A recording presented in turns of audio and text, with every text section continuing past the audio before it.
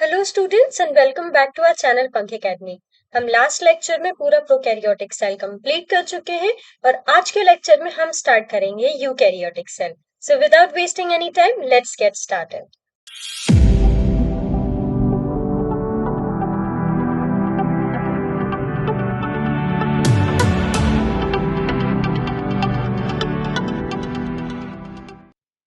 तो last lecture में हमने ये पढ़ा था कि जो हमारा किंगडम मोनेरा होता है वो रिप्रेजेंट करता है हमारे प्रोकैरियोटिक सेल को। अब अगर हम यूकैरियोटिक सेल की बात करें तो इसमें मोनेरा को छोड़ के सारे किंगडम्स आ जाते हैं, जैसे हमारा प्रोटिस्टा, हमारा फंगाई, प्लांटे एंड एनिमेलिया। और हमने प्रोकैरियोटिक सेल में ये पढ़ा था कि उसमें जो मेम्ब्रेन बाउंड सेल ऑर्गेनेल होते हैं वो एब्सेंट होते हैं, लेकिन जो हमारा यूकैरियोटिक सेल होता है उसमें सारे सेल ऑर्गेनल्स मेम्ब्रेन बॉन्ड होते हैं। चलिए हम आगे के पॉइंट्स को कवर करते हैं। In eukaryotic cell, there is an extensive compartmentalization of cytoplasm to the presence of membrane bond organelles. तो हमने प्रोकैरियोट्स में ये पढ़ा था कि उसमें मेम्ब्रेन बॉन्ड ऑर्गेनल्स नहीं होते हैं, लेकिन यहाँ पर हमारे जो सारे सेल ऑर्गेनल्स होते हैं वो मेम्ब्रेन बॉन्ड होते हैं और एक कंपार्टमेंटलाइजेशन होता है, मतलब कंपार्टमेंट्स के थ्रू वो पूरा एक एरिया जो होता है हमारा वो बाउंडेड रहता है। जैसे हमारा माइटोकॉन्ड्रिया है वो अपने एरिया में एक पूरा बाउंडेड रहेगा, हमारा न्यूक्लियस है वो जेनेटिक मटेरियल को एक पूरा पैक्ड फॉर्म में एक कंपार्टमेंट बनाकर रखेगा। अब जो हमारा यूकैरियोटिक सेल होता है उसमें ऑर्गेनाइज्ड न्यूक्लियस होता है, जो मैंने आपको बताया कि न्यूक्लियर मेम्ब्रेन प्रेजेंट होती है, उसके ऊपर न्यूक्लियर एनवेलप प्रेजेंट होता है। यहाँ पे न्यूक्लियोइड नहीं होता है, यहाँ पे न्यूक्लियस होता है। अब हम बात करें in addition, eukaryotic cells have variety of complex locomotory and cytoskeletal structures. अब यहाँ पे हमारे कॉम्प्लेक्स लोकोमोटरी स्ट्रक्चर्स होंगे और साइटोस्केलेटल प्रेजेंट होगा। ये हम जो आगे के सेल ऑर्गेनल्स है उसमें इसको डिस्कस करेंगे। तो अभी आप बस ये याद रखें कि इसमें कॉम्प्लेक्स लोकोमोटरी स्ट्रक्चर प्रेजेंट होता है। There genetic material is organised into chromosomes. अब जो उसका जेनेटिक मटेरियल होता है वो क्रोमोसोम्स में ऑर्गेनाइज्ड होता है। इसका जो जेनेटिक मटेरियल होता है वो एक पैक्ड फॉर्म में होता है, वो फैला नहीं होता है न्यूक्लियोइड जैसा।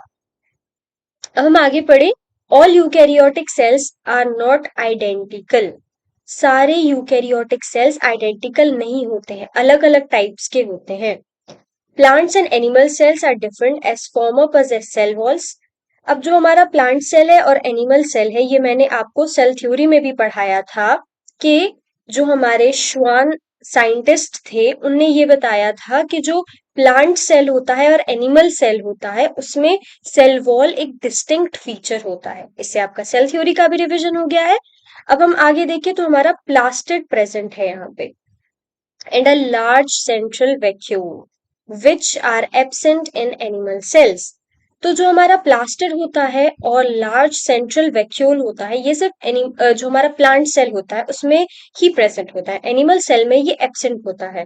और हमने ये भी पढ़ा था लास्ट लेक्चर में सेल थ्योरी में कि हमारा जो एनिमल सेल होता है उसमें सेंट्रोजोम प्रेजेंट होता है, लेकिन वो प्लांट्स में ही प्रेजेंट होता है और वो सेल डिविजन में हेल्प करता है।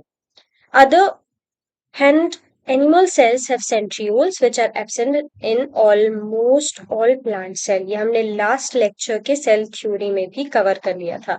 तो आप देख सकते हैं यहाँ पे बहुत सारी चीजें ऐसी हैं जो आप प्रोकैरियोटिक सेल का जो हमने पढ़ा है उसका अगर आप थोड़ा सा मॉडिफाई कर देंगे उसी से ही हमारा यूकैरियोटिक सेल का पूरा एक थ्योरी बन जाएगा। जैसे हमारा मेम्ब्रेन बॉन्ड सेल ऑर्गेनल्स का होना, हमारे न्यूक्लियर एनवेलप का होना, लोकोमोटरी स्ट्रक्चर वहां पे भी प्रेजेंट था लेकिन यहाँ पे कॉम्प्लेक्स प्रेजेंट है, वहां पे न्यूक्लियोइड था, यहाँ पे जो हमारा जेनेटिक मटेरियल है वो क्रोमोसोम्स में एकदम पैक है, एक कवर के अंदर वो प्रोटेक्टेड फॉर्म में प्रेजेंट है।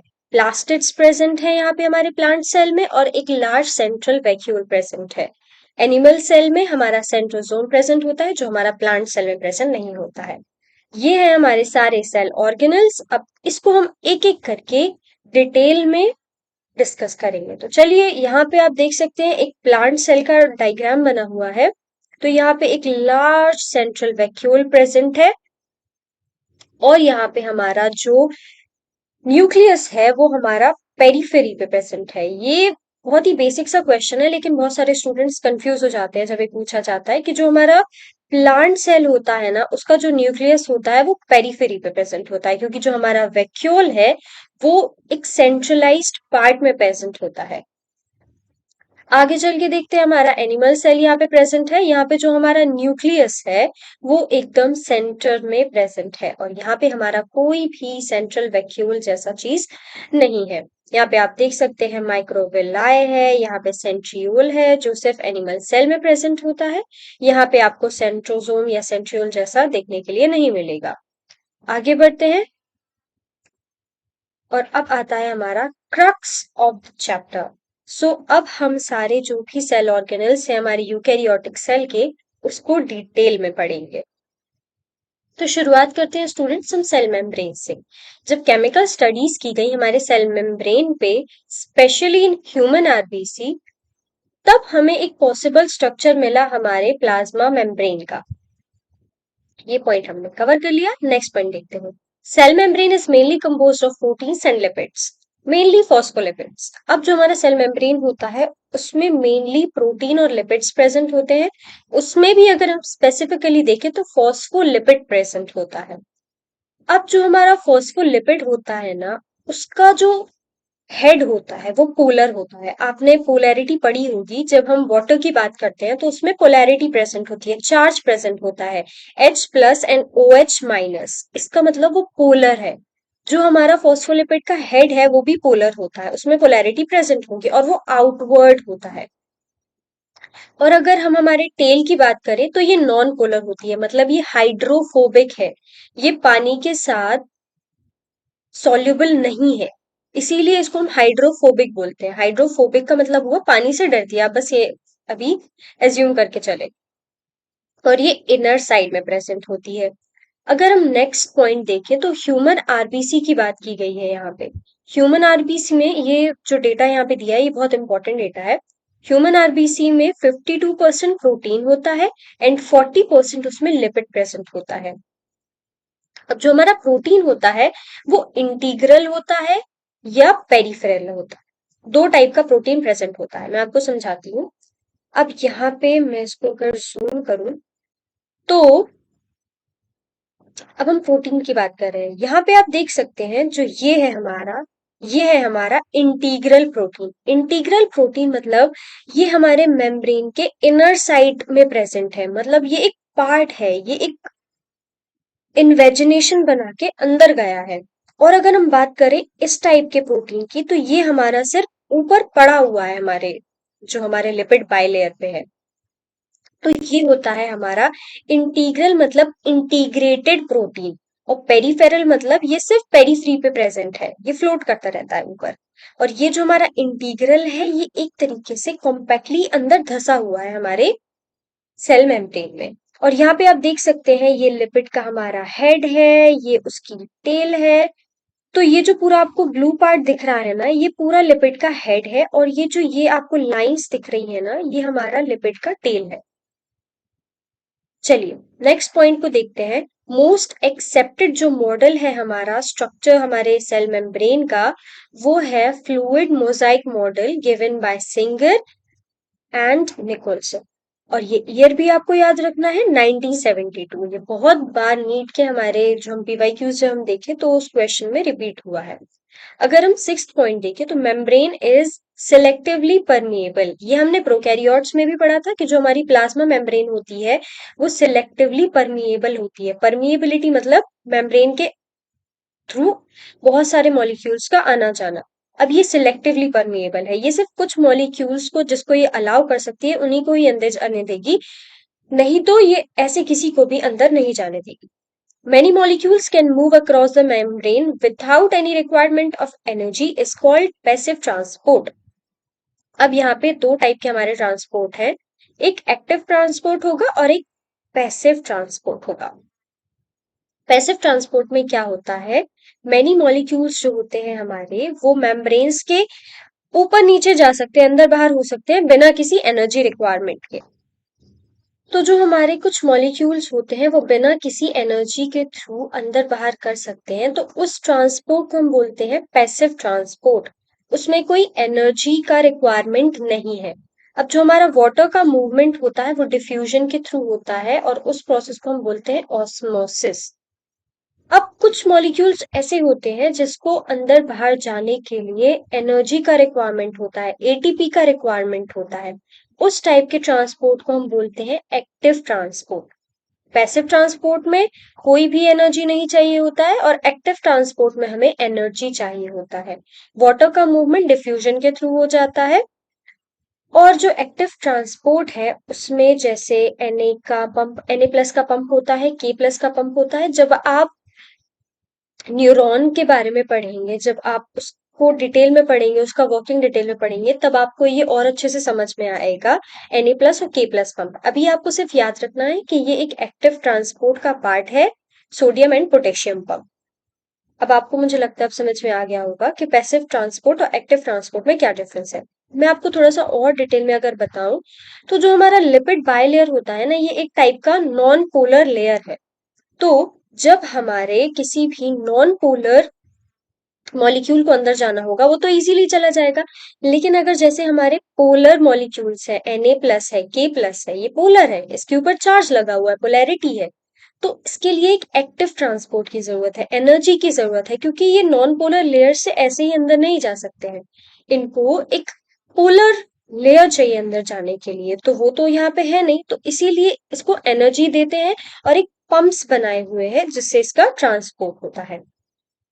नेक्स्ट पॉइंट देखें, the quasi fluid nature of lipid enables lateral movement of protein within bilayer। अब जो हमारा क्वासी फ्लूइड नेचर है हमारे लिपिड का, वो इनेबल करता है जो लेटरल मूवमेंट है हमारे प्रोटीन का। मैं आपको स्ट्रक्चर में बताती हूँ। क्वासी फ्लूइड मतलब होता है पार्शियली फ्लूइड, पूरा फ्लूइड नहीं, आधा फ्लूइड आधा सॉलिड। तो जो हमारा प्रोटीन है ना, उसको लेटरल मूवमेंट कराता है, ऐसे और ऐसे डायरेक्शन में, इसको हम बोलते हैं लेटरल मूवमेंट। तो प्रोटीन को ये इनेबल करता है कि वो लेटरल मूवमेंट कर सके। This ability to move within the membrane is measured as its fluidity. अब जो हमारा ये मूवमेंट हो रहा है हमारे प्रोटीन्स का, ये बताता है इसकी फ्लूइडिटी को। मतलब ये फ्लूइड नेचर का है, ये एक सॉलिड नेचर नेचर का नहीं है कि मतलब कोई चीज अगर एक गई वहां पे फिट हो गई है तो अब वो बाहर नहीं निकल सकती है, नहीं। ये एक फ्लूइड नेचर की है, एक क्वासी फ्लूइड है, तो इस पे कोई भी चीज ऐसे यहां से यहां फ्लो कर सकती है। अब अगर हम देखें, polar molecules can not move through the non lipid bilayer.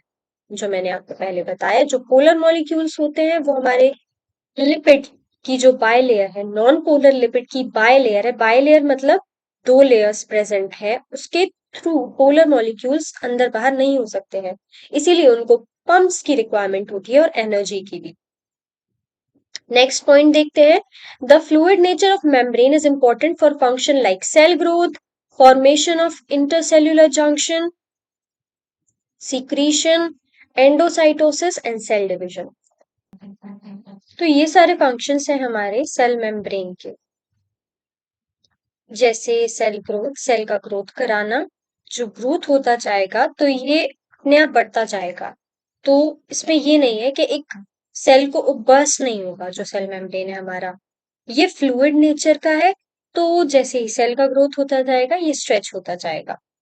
Formation of intercellular junctions, जो इंटरसेल्युलर जंक्शंस होते हैं दो सेल के बीच में, जो हमारे जंक्शंस प्रेजेंट होते हैं, ये उसका फॉर्मेशन कराता है, सीक्रीशन कराता है, कुछ अगर बनाना हो तो एंडोसाइटोसिस कराता है, सेल डिवीजन। एंडोसाइटोसिस मतलब सेल के अंदर किसी भी चीज का एंट्रेंस। चलिए हम आगे बढ़ते हैं, सेल वॉल को देखते हैं। Non living rigid structure called the cell wall forms as outer covering of the plasma membrane in fungus and plants. Cell wall की बात करें तो ये हर जगह प्रेजेंट नहीं होता है। ये अगर हम यूकैरियोटिक सेल की बात करें तो ये फंगस और प्लांट्स में प्रेजेंट होता है। ये प्लाज्मा मेम्ब्रेन के बाहर प्रेजेंट होता है। Cell wall of a young plant cell, अब यहाँ पे थोड़ा सा डिफरेंशिएशन दिया है हमारे सेल वॉल का। अगर हम यंग प्लांट की बात करें तो उसमें प्राइमरी सेल वॉल प्रेजेंट होता है, which is capable of growth and which gradually diminish as the cell matures. शुरुआत में जब हमारा प्लांट सेल यंग होगा उसमें प्रेजेंट होगा प्राइमरी सेल, जो धीरे धीरे जब हमारे प्लांट का ग्रोथ होगा वो धीरे धीरे डिमिनिश हो जाएगा, खत्म होता जाएगा धीरे धीरे। और जब हमारा सेल मैच्योर हो जाएगा तब आएगा हमारा secondary wall is formed on the inner side.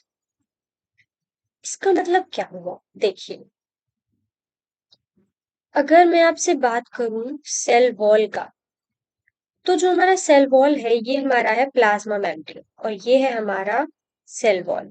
अब जो हमारा ये हमारा अभी यंग सेल है। अगर ये हमारा यंग सेल है तो ये होगा हमारा प्राइमरी सेल वॉल। अब जब हमारा सेल मैच्योर हो जाएगा तो ये वाला जो लेयर है ये डिमिनिश हो जाएगा और इसी के अंदर ही एक बन जाएगा सेकेंडरी सेल वॉल। अब क्या आपको समझ में आया? ठीक है, तो जो हमारा सेकेंडरी सेल वॉल है ये प्राइमरी सेल वॉल के अंदर वाले साइड बनेगा और ये है हमारा प्लाज्मा मेम्ब्रेन, तो ये प्लाज्मा मेम्ब्रेन के ज्यादा क्लोज होगा। ठीक है, चलिए नेक्स्ट पॉइंट देखते हैं हम। अब इसमें प्रेजेंट होगा हमारा middle lamella is layer mainly of calcium pectate. तो बच्चा लोग ये बहुत ही इम्पोर्टेंट पॉइंट है कि इसमें मेनली कैल्शियम पैक्टेट प्रेजेंट होता है। ये बहुत बार नीट में पूछा गया है और मॉक टेस्ट में भी बहुत पूछा जाता है। तो अब मिडिल लैमेला क्या होता है, हम नेक्स्ट पॉइंट देख लेते हैं फिर हम उसको अच्छे से समझेंगे। Algae have cell wall made up of cellulose galactans mannans calcium carbonate. अब इसमें तो कुछ समझाने का है नहीं, आपको ये याद रखना है कि जो एल्गी का सेल वॉल है उसमें ये प्रेजेंट होता है। In plant it consist of cellulose hemicellulose pectins and galactans. Sorry, galactans हमारा एल्गी में प्रेजेंट था, यहाँ पे ये हमारा प्लांट से प्रेजेंट होता है। अब हम मिडिल लैमेला को अच्छे से समझते हैं।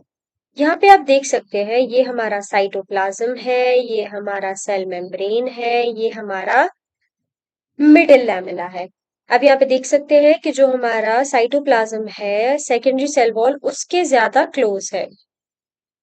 ये ब्लैक ब्लैक हमारा सेल मेम्ब्रेन है, तो सेकेंडरी सेल वॉल उसके ज्यादा क्लोज है। उसके बाहर है हमारा प्राइमरी सेल वॉल, जो जब ये सेल पूरा मैच्योर हो जाएगा धीरे धीरे पूरा डिमिनिश हो जाएगा। अब यहाँ पे हमारा सेल का जो है जंक्शन प्रेजेंट है, जैसे हमारे सेल इंटरकनेक्ट है, इसको हम बोलते हैं प्लाज्मोडेस्मा। और ये जो इसके बीच में प्रेजेंट है यहाँ पे मटेरियल, ये है हमारा मिडिल लैमेला, जिसमें मेनली क्या प्रेजेंट है, हमने क्या पढ़ा था, कैल्शियम पैक्टेट। तो मिडिल लैमेला एक टाइप का गम टाइप का प्रेजेंट है हमारे दो सेल्स के जंक्शंस के बीच में। ये जो येलो येलो आपको दिख रहा है ये हमारा मिडिल लैमेला है, तो ये जंक्शंस के बीच के गैप में प्रेजेंट होता है।